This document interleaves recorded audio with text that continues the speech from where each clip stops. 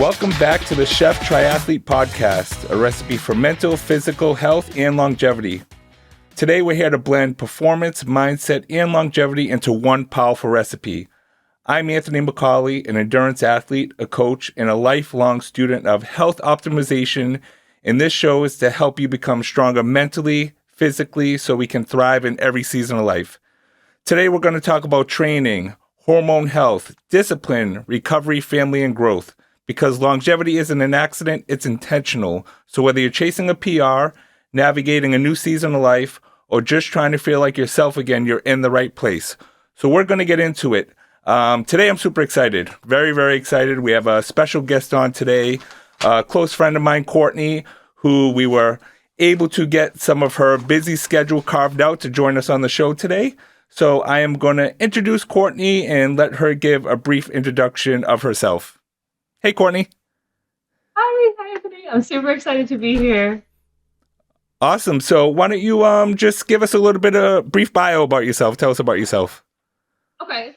Well, I am someone who has zero sports background growing up and never was an active person. Really, no one in my family was either. It just wasn't something that we either talked about or did very much of. And so about 10 years ago or so, I ended up finding myself in the fitness industry and felt like, where was this all my life? And so then I just went diving into it right away. I wanted to spread it to absolutely everybody. And it's just been one thing after the other. Like more things just spark that interest and that passion.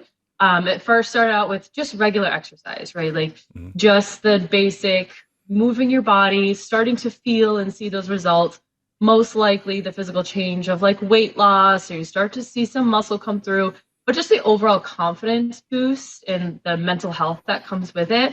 So that's how it really started. But then I started finding the little niches that kind of put things in perspective a little bit further.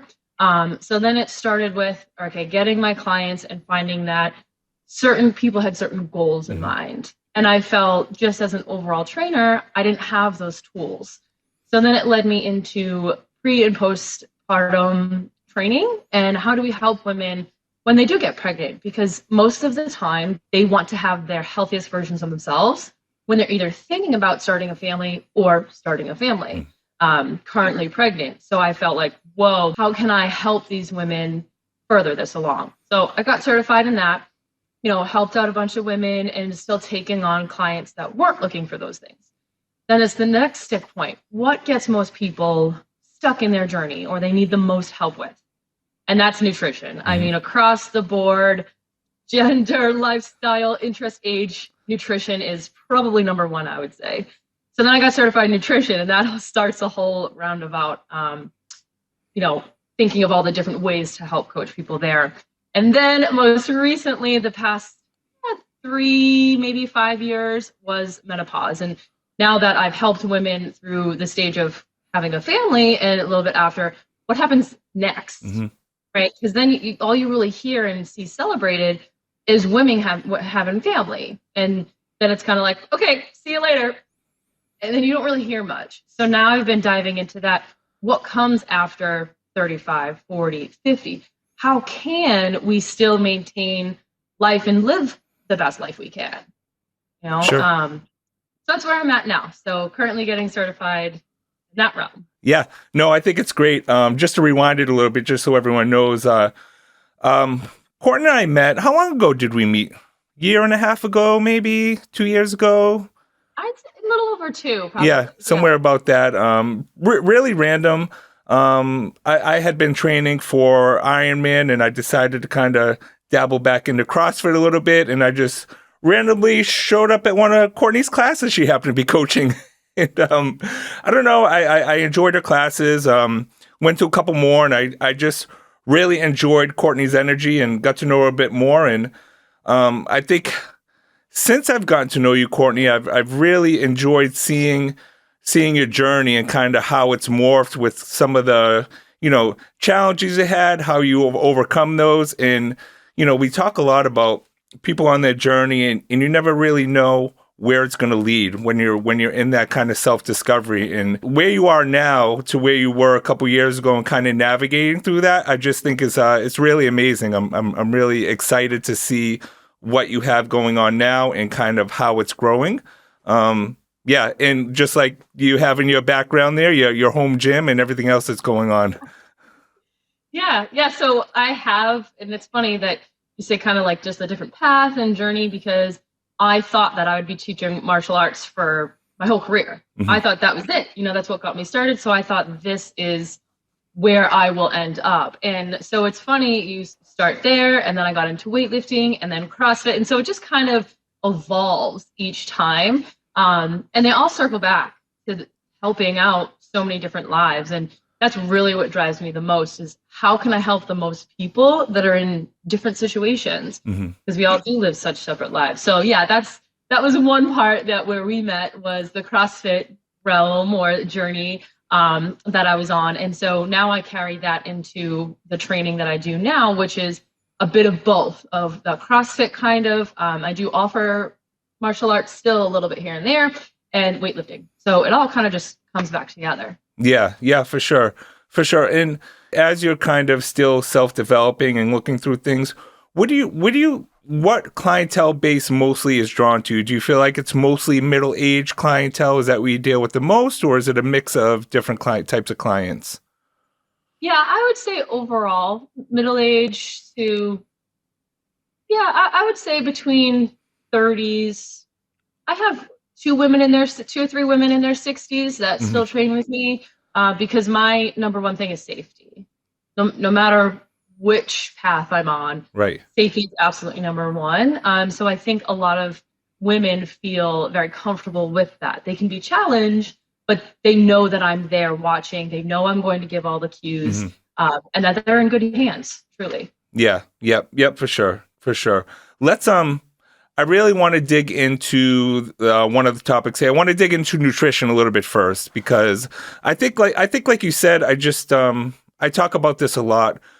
So many people, I think they don't understand what nutrition means or what nutrition is, right? I think a lot of people kind of guess, or they might see a commercial or read half an article, but they're sometimes it's not intentional, but they're not making the right decisions, and then they're frustrated as to where they might be in their journey, or they're not making any decisions at all, and they're just making terrible decisions, and they don't understand that those decisions are a result of how they feel or what is going to come in the future. And I think giving simple, basic nutrition education is so important. I know you just recently did a little webinar on basic nutrition, and I just wanted you to maybe deep dive a little bit into what your thoughts about that whole topic is, because I think we're kind of on the same page in terms of a lot of those discussions. Yeah, I think nutrition is very hard for most people to tackle because there's so much out there. Yeah, there's so much noise, pretty much. And we're not given the basic facts, and it's not broken down in simple enough terms to help out the average person. There's a lot of food marketing that I think comes into play when it's someone trying to start their journey or navigate what's good for them, what's bad for them, what those terms even mean, what is nutritionally value, what's diet. So I think the noise is probably the number one piece to kind of tackle. Finding out what is fact and what is marketing or a trend, so to speak. Because at the end of the day, yes, we're always learning something new, but science is science. And that's what nutrition really is the study of food and the science and how it works in the body. It's not something like this diet trend of cut out carbs or something with a name on it. No, truly nutrition is how food works in the body, and then how to take it from there. So what I tell most people that are starting out, everyone's at a different nutritional level, but most people that are starting out try as best as possible to just not have labels. And I know that's not always easy, but where you can and when you can, don't go for the labels. Go that perimeter around the store, your meats, your veggies, your fruits, because then the guesswork is done for you. I mean, we know that chicken is protein, but once you slap a label on it and it's made up of multiple ingredients, what is it really now? Mm-hmm. Is it going to serve us, or is it going to turn that progress backwards? No matter what your goals are, to even just feel better. Is it going to help, or is it going to harm that goal that you have? And then, of course, I would want people to understand quality over quantity. How much punch does it really pack? That food that you're about to eat, or depending on how hungry you are, what are we looking at? Is it going to fill you for a long period of time? Or could you probably guess that that one little granola bar is probably only going to last you 30 minutes, right? We all know this about ourselves. What's going to keep you full and what's not going to keep you full, the sizes, portions, and what types of food. Depending on goals, it changes from there, right? If it's weight loss, if it's just feel better, overall health, performance, everything does change. But navigating labels is probably the hardest piece to overcome. Yeah, I like that. Navigating labels and decisions, right? It's like I guess for me the whole decision piece is that it's so easy to make the wrong decision because it's the wrong decision is the most accessible decision, right? And what I mean by that is for a lot of people that are, that aren't intentional about thinking about what they're going to eat or planning what they're going to eat, they're having a busy work day or they're running from one place to the next. They see that McDonald's drive-through, for them, that's going to be the easiest decision, but it's not the right decision. So it's really, for me, trying to get people to think about being more intentional about what they eat. It's just giving that education of just being a little more intentional about pre-thinking. I'm not to plan out your entire week, but if you can at least a day or two before think about what you're going to eat the next couple of days, or kind of have an idea, maybe pack some, snacks or something to get through your day instead of going for that, cookie or brownie in the afternoon. If you have, a cheese stick or an apple or something in your bag to grab instead, I guess, it's just all education. Yeah. And I fully agree. I try to work with my clients after we go over food labels versus that not, and quality over quantity is, okay, well, now how are we going to tackle this? Right? Because you can say, I'll just eat meat and vegetables and I'll just have fruit for snack. Okay, well, how? Are they readily available? Like you said, can we plan it a day or two ahead of time, even if it's one meal? Mm-hmm. Even if it's just lunch, that you know what you're going to have. If you order out, you look at the menu ahead of time. If you are on the go and you don't have a microwave, let's pack something that you can eat cold or that will just get you by. Maybe it's a yogurt and some fruit or just something. Mm-hmm. But yeah, you can't just go by the seat of your pants because it's human nature to go to what's going to give us the quickest bang for our buck instantly. So Right. It will be the cookie, or, it's going to be the sugar, less nutritional value. And that's just survival. That's our innate drive, is to go for sugar when we're feeling hungry because it's energy. Our body knows that it's about to be this energy spike coming in. Mm-hmm. But what goes up must come down. Yeah. So most of the time, if we're going to go for the brownie or the cookie or the quick, obvious energy, as it comes up, it's going to come down, and we're going to keep chasing that.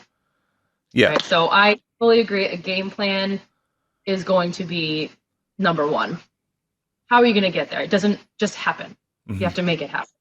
Yeah, for sure. I think for me, through my journey, the biggest learning, and obviously this is not going to be the same case for anyone, but the more you get into any type of sport competition or endurance competition, you really start to get an understanding of how these foods and how these macros perform with your body. Carbs is a big one. We all know carbs has such a huge misunderstood label on them, right? There's this big perception because of the way marketing has been in the past that carbs are bad. Carbs are going to make you fat. In you mentioned in your nutritional seminar, that's not necessarily true. You just need to be intentional about your carbs and make sure you're eating the correct carbs at the right time. You made a great point about the difference between, I think it was rice and beans. Beans can be a carb or a protein depending on what time, how you're eating them, and how they're being absorbed. Right? I think it's those little nuances that people, if they could just learn some of that and understand a little bit of that, it could, change their diet dramatically and how they think about food. Right. I think so too. And what is a carb? I think that it is very easy to get lost in carbs, especially because there are up to 3 categories. So when most people, the average person says, well, I'll just cut carbs, they're thinking muffins and bagels and cupcakes, and right? So they're thinking those very simple, high sugar, high chemical carbohydrates. They are still carbohydrates. But what if you didn't cut carbs? You just swapped it for better options that are starches and that are fiber and that are going to give you actual nutrients. Yeah. And so I think that's probably the biggest misconception when we look at the different macros. Proteins, fats, and carbs. Carbs tend to get the bad rep, but at the same time, we also don't know what is a carb. The average person just thinks of the artificial stuff. While that's great, I'm not saying to then have them in bulk. Obviously, they do have their long list of why we want to minimize those foods. But also, we cannot cut carbs. Like you said, we do need them. Our brain needs them, but it's just a matter of choice. Right. And going for things that are going to give us the most bang for our buck. Yeah. I don't know how many people I say, dude, just eat a cup of oatmeal every single morning, and I guarantee you're going to feel so much better throughout the day and probably will hold you pretty full until lunchtime. And they're like, oatmeal, isn't that those are carbs. You shouldn't be eating those. I just laugh. But it's that simple education. But it is. And yeah. I do think most of that comes down to marketing. I mean, any sort of billboard you're going to drive by that advertises breakfast is going to have all of those sweets and, the croissants and this, that, and the other thing. They're not going to say, come in for some fresh fruit and potatoes with some eggs. They're not going to advertise, let's have some oatmeal with berries. This will be a great start to your morning. That's not where the money is. Right. So that's where I think hiring a coach or doing your own research really makes all the difference, because carbs will make you feel great if they're appropriate. Yep.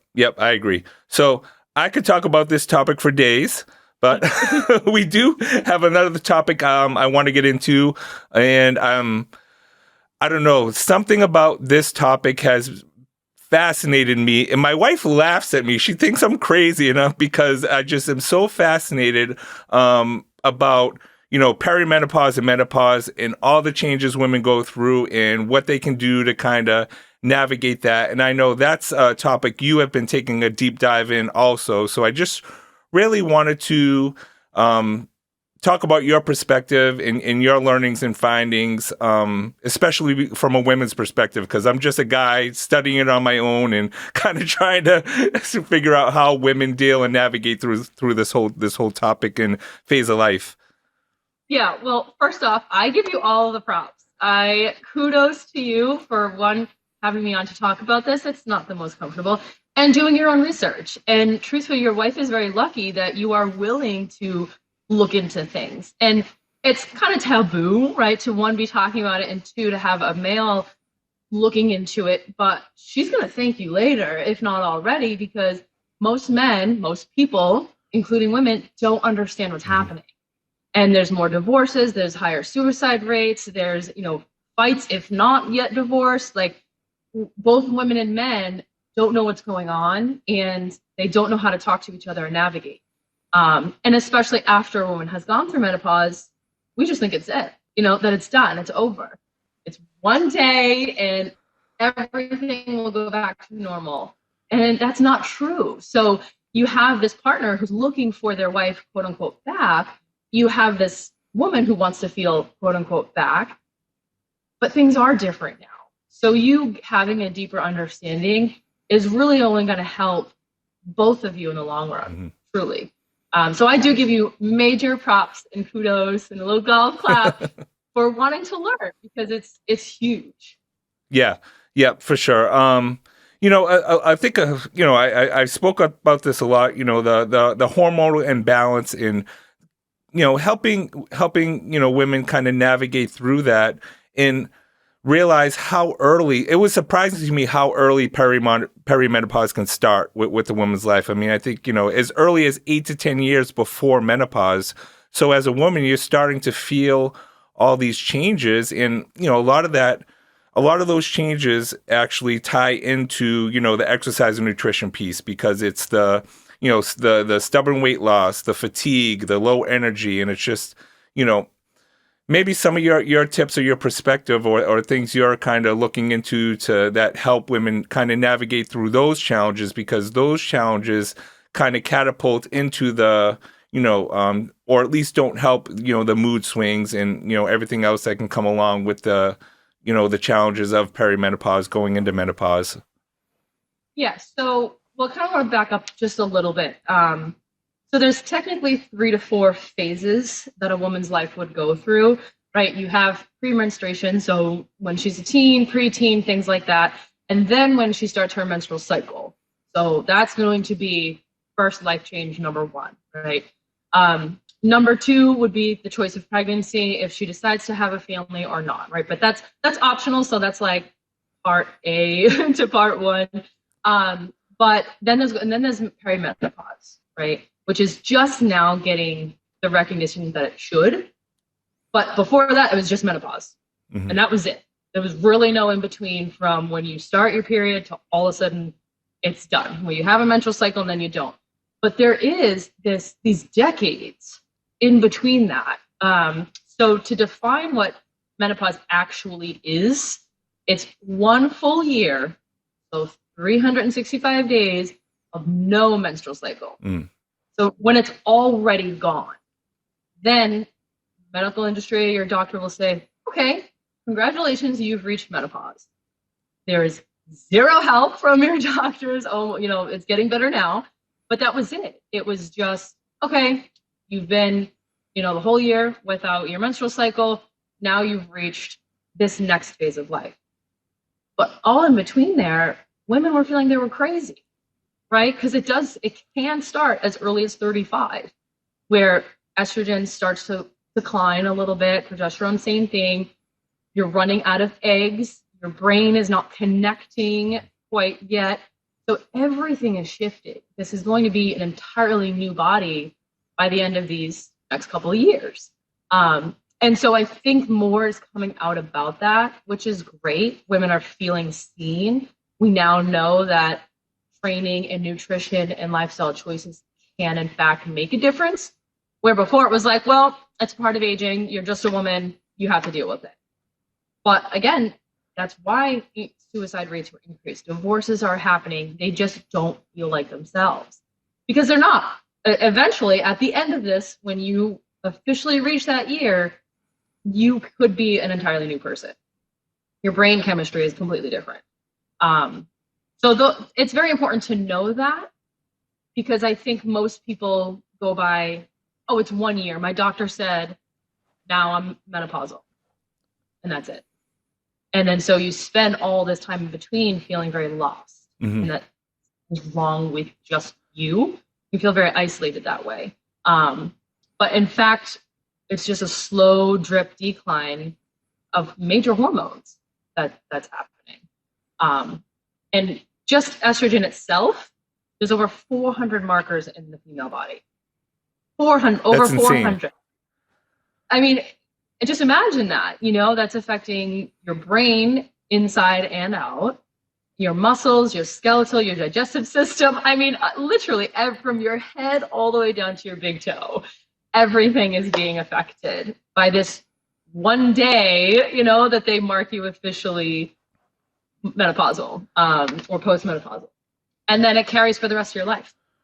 That's just it, So that misconception of it's just one particular day really is antiquated because it's 30-year process.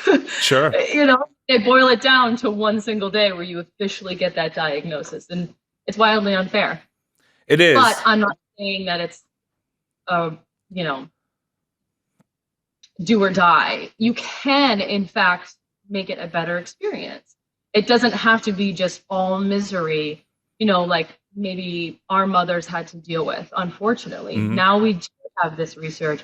We know how important it is to strength train, and we know how important it is to have a lifestyle that is going to support you instead of make it worse, make it decline. Yeah, no, for sure.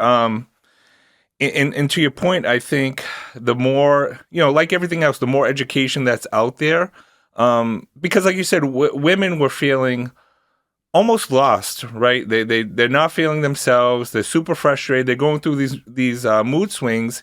And husbands, not all, but a lot of husbands from our end, we're not understanding how to identify that, right? We just think that, things aren't well. We're constantly fighting. We don't understand what the mood swings are. Listen, guys have it easy. We get older. Our testosterone level drop a little bit. We can go get some hormone therapy if needed, and a couple adjustments, and we're pretty much stable for the most part. It's nothing as complicated as women. So I think can be hard for men, like you said, not as much now, but in the past, to kind of recognize or even understand what perimenopause is, to give that to support to women to kind of help them navigate through this. A lot of my wife's the same way, and it's like, I think my bedroom is like 58 degrees at night because she's so hot at night these days. But I mean, it's not her fault. Yeah, I mean, I know it is kind of like a joke, and stuff like that, but it really also is pretty awful if you think about it. Like your body is slowly becoming a different body, and different brain and everything. But a lot of those things can be not fixed, right? Because this also isn't a disease. This isn't something bad that's happening. A lot of women post-menopausal, they feel renewed. This is a good time, a good opportunity to find what you like for exercise. Do you like strength training? Do you like a new sport? It doesn't have to be all or nothing, where you either feel absolutely great or you feel you're just stuck in misery. There can be this in-between and these new discoveries about yourself. But yes, the transition can be difficult. I'm not going to fluff it here and say, this is the best time of your life. But it also doesn't have to be, well, you're a woman, you just have to deal with it either, exactly. Right? That there's so much help out there if you just talk to the right people. Yeah. Unfortunately, most medical won't help you there, but there's so much research and coaches like myself and like you who are really trying to help others. Yeah, I agree. And I think, when you talk about hormone replacement therapy, I think that's another subject that, it's been a topic that's familiar with men for quite some time. Testosterone replacement therapy has something, it's been even through your, general doctor, that's been something that's always been kind of normal. But hormone replacement therapy for women, I think, because I've seen it with some of my female friends, it's very scary, right? Or they might not feel like it will help. Well, why am I going to go through all this? But like you said, there's so many different, hormone adjustments that you're going through. Hormone therapy might not be for everyone, but I think it's very important to at least educate yourself on it and understand it to see if it's an avenue that could be for you. Because once you get your hormones more optimized, you start to feel almost like yourself again. It helps mitigate a lot of those side effects that you're going through.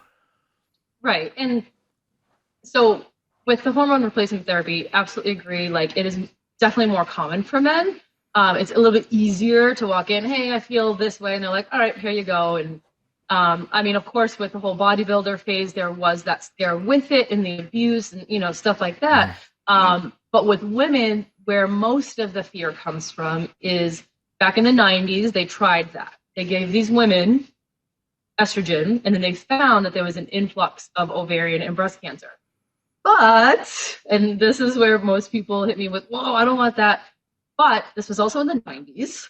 So our medicine today, and then is very different. They were giving them an oral, where now we have patches, we have cream, like there's all these other tools we can use. And they were giving it to women who were in their 70s and 80s.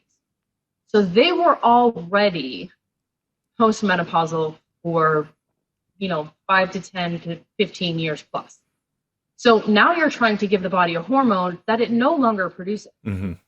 That a very large amount. So of course, yes, now the body reacts in a very negative way. But since then, so the FDA came out and was like, absolutely no estrogen. This gives ovarian and breast cancer. Do not do it. But now there's been more of these studies, different types of estrogen, progesterone, a mix of also putting testosterone, because as women, we still need testosterone, patches, gels. So there's all these different ways now, but the scare is very much still there. And unfortunately, most women write it off because, of course, who wants to sign up for ovarian and breast cancer? Like, absolutely no way. When you hear that, it's that big red flag.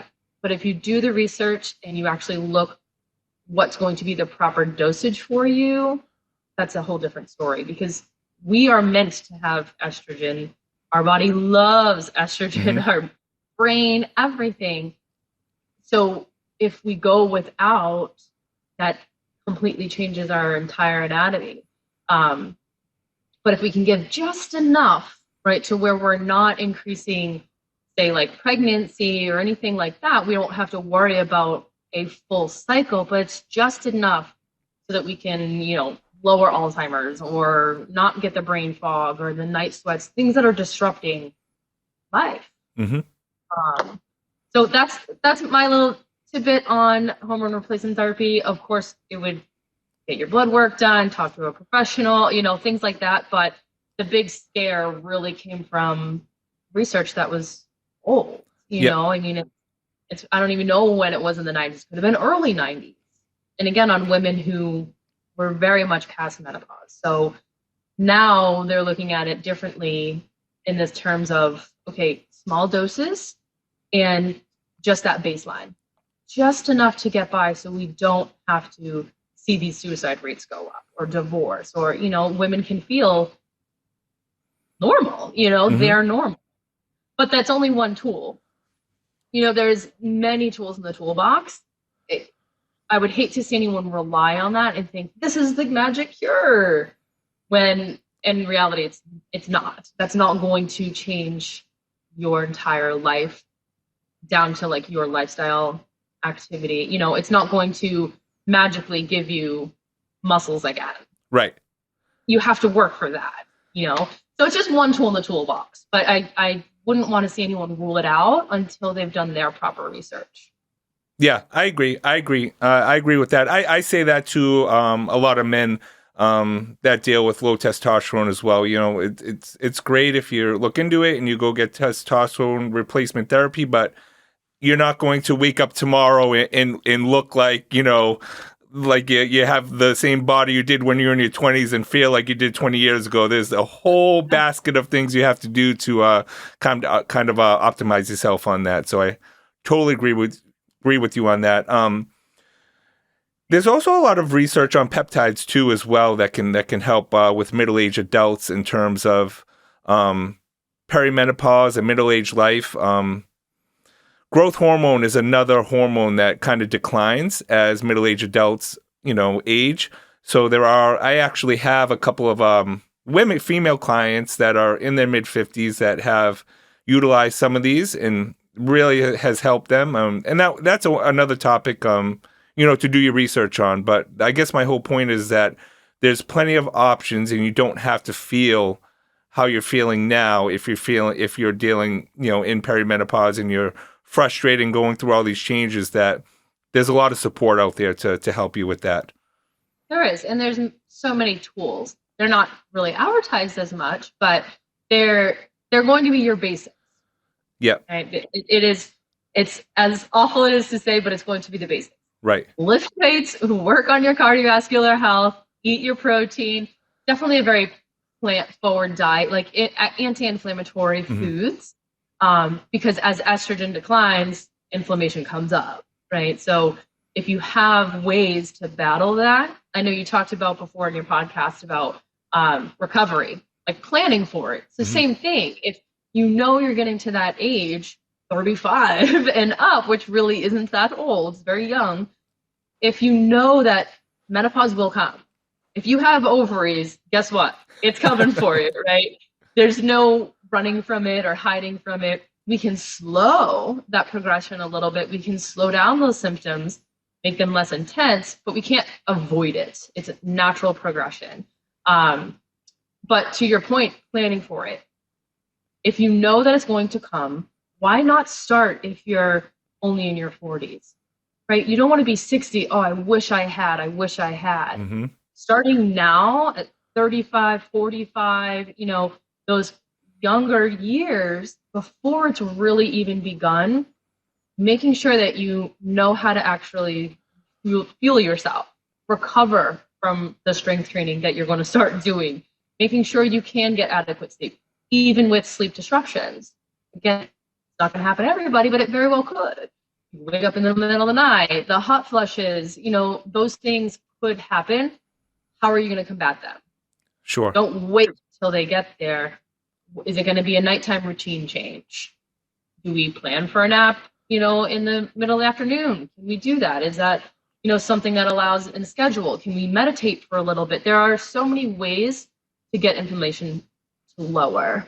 Where it's already going to be high, plan for it. Eating the right foods that will help bring that back down. Vegetables. So easy. I know.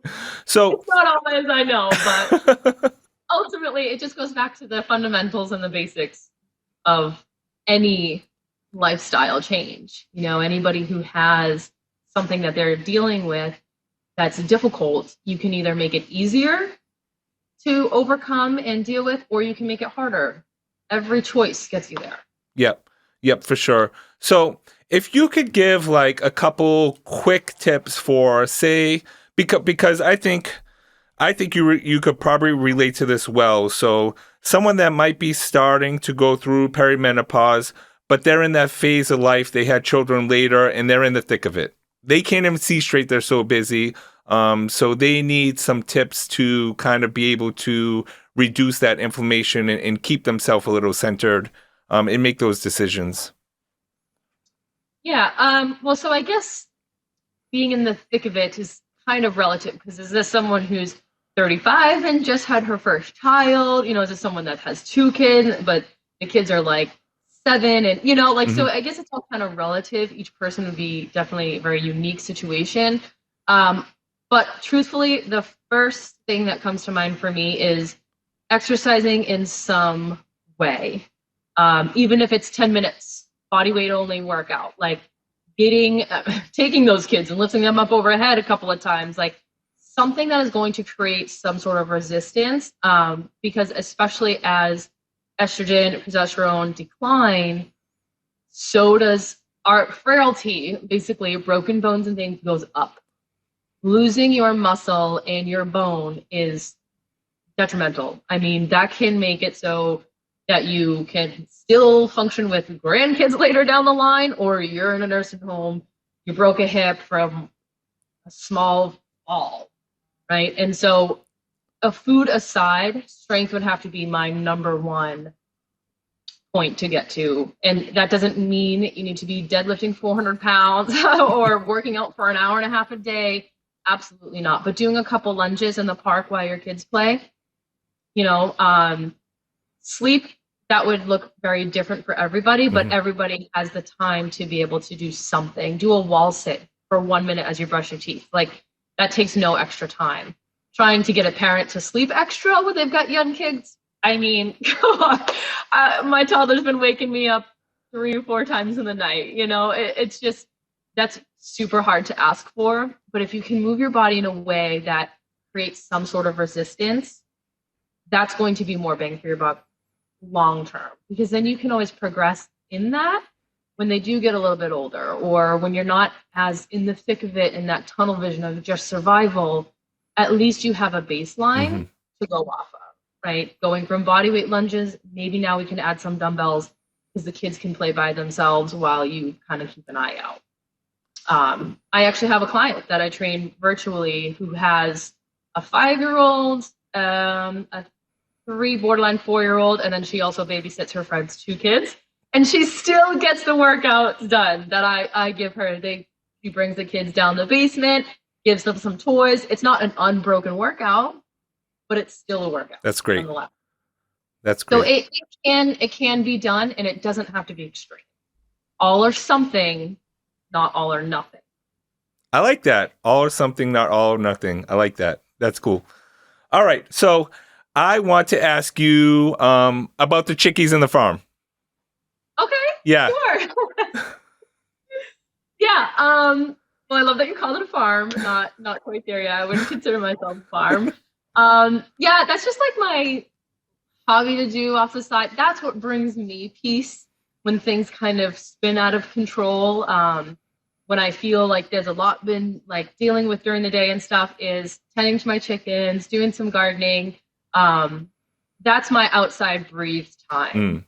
And it might look a little different to everybody. Maybe you walk your dog or you go for a bike ride or something. But to me, just being out in nature and watching them do their chicken thing, helping tend to them and like designing my coop and watching my garden grow, like that to me is connecting with nature and a time to decompress.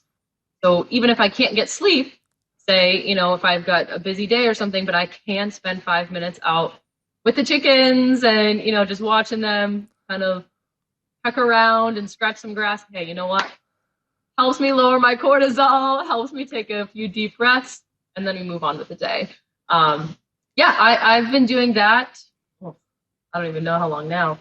Longer than I've been training. So probably off and on 15 years or so. And they just bring me joy. Yeah, super easy to take care of. And now I just collect them all. You do. I know. It's amazing. But I love that you said that that's your escape, right? It's so important for everyone to find some type of escape. And like you said, it doesn't look the same for everyone, but even if it's 5 minutes a day, just to, like you said, recenter, reset yourself a bit and just kind of bring yourself back to center, it's so important for us to do because life is so hectic and crazy. It is. And there's so much more like distractions and things that we have. I mean, our phones and billboards and TVs, you can't go anywhere without a ton of stimulation. So at least when I'm out there, I'll kind of pull up my phone and take a picture of them or record something. But when I'm out there, it disconnects me from all of that, for even just that little bit. When I've had a really, really tough day or week or month, I'll go out there for an hour and a half if I can. I'll bring my daughter with me, and my husband will be like, "Where'd you guys go?" And I'm like, "Just at the coop." That's awesome. Staring off at them. I love it. We all need that in some form or fashion, just to take a few deep breaths and to stop the stimulation for a little while. Yeah. Yep, for sure. So, I want to thank you for being on the podcast. I thought it was a blast. Why don't you let people know where they can find you if they want to reach out to you? I would say probably Instagram would be like the most direct. Okay. And that's warriortraining_fit. So we can put that in some sort of comment or something, but that would probably be the most direct. I did take a little break from it, but once I'm certified, it was going to be all perimenopause and menopause information, the type of classes that I offer as well, and then nutrition tips. So I really like to post a broad range. Something that I am going to start doing this upcoming Monday is Movement Mondays, to where I want to take the most simple things that we can do to add movement into our day, because I think most people are in that all or nothing mindset. And so someone who might be starting their journey or overweight or has diabetes or something they feel like they cannot escape thinks, well, I can't commit 7 days a week to the gym, so I might as well just not, right? And so I want to start this movement of Movement Mondays to where it's maybe a body weight workout or just one small exercise or small 5-minute movement series that you can do to get started, because it can be all or something. And that one movement that you did for only 3 minutes of your day does matter. So that's something. And of course, accepting some menopausal clients, perimenopause, or if you know that you are just reached your menopause stage and then you want to navigate afterwards, then I'll be accepting more clients for that come this spring. Awesome. Well, I appreciate you. I appreciate everything you're doing to help everyone out there as much as you can, and talking about these topics today. And I look forward to seeing you continue to grow, and maybe we'll have you on the show again sometime. Let's do a part 2. I'm here for it. Sounds good. Thank you for having me. Bye. Bye-bye. All right, everyone. So that is it. We are closing this episode of the Chef Triathlete Podcast. I thank everyone for joining. That was a great topic. I think that's a topic that needs to be spoken about more. And I love that Courtney said all of something rather than all of nothing. So let's get out there, let's stay motivated, and let's do a little bit of exercise, and we'll see you guys next episode.